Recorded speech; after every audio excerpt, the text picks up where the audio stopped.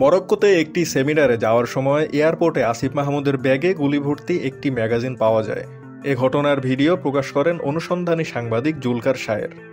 মিডিয়াতে এটি নিয়ে প্রথমে তেমন নিউজ না হলেও পরবর্তীতে বেশ ঢালাওভাবে সংবাদটি প্রচার হয়। সবার মুখে মুখে শোনা যায় আসিফ মাহমুদের সমালোচনা। তখন আসিফ মাহমুদ ক্ষমা চেয়ে ফেসবুকে একটি স্ট্যাটাস দেন। আর সে স্ট্যাটাসে কি লিখেছেন তিনি তা জেনে নেওয়া যাক। তার আগে দর্শক, এরকম বিশ্লেষণমূলক ভিডিও পেতে হলে আমাদের চ্যানেলটি সাবস্ক্রাইব করে রাখুন। আসিফ মাহমুদের ভাষ্যমতে আওয়ামী লীগকে উৎখাত করার কারণে প্রতিনিয়ত জীবননাশের হুমকি পেয়ে যাচ্ছেন তিনি। তাই তার সাথে সবসময় লাইসেন্সপ্রাপ্ত একটি পিস্তল এবং দুটি গুলিভর্তি ম্যাগাজিন থাকে। মরক্কোতে যাওয়ার আগে ব্যাগ গোছানোর সময় পিস্তলটি সরিয়ে রাখলেও একটি ম্যাগাজিন ভুলে থেকে যায় তার ব্যাগে। আর পিস্তল ছাড়া শুধু গুলি দিয়ে কী বা করবেন তিনি, তাও সবার কাছে ক্ষমা চেয়ে নিচ্ছেন তিনি দায়িত্বশীল জায়গায় থেকে ভুল করার জন্য। তার এই কথাকে সমর্থন করেছেন প্রবাসী সাংবাদিক ইলিয়াস হোসেন।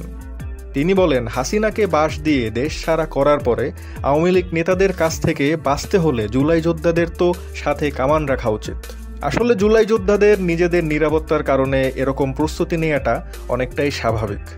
তবে এই ভুলটা যদি কোনো সাধারণ প্রবাসী করতেন, তিনি কি আসিফের মতো এত সহজেই পার পেয়ে যেতেন? তাকে কি জেল জরিমানা কিছুই করা হতো না? কি মনে হয় আপনাদের?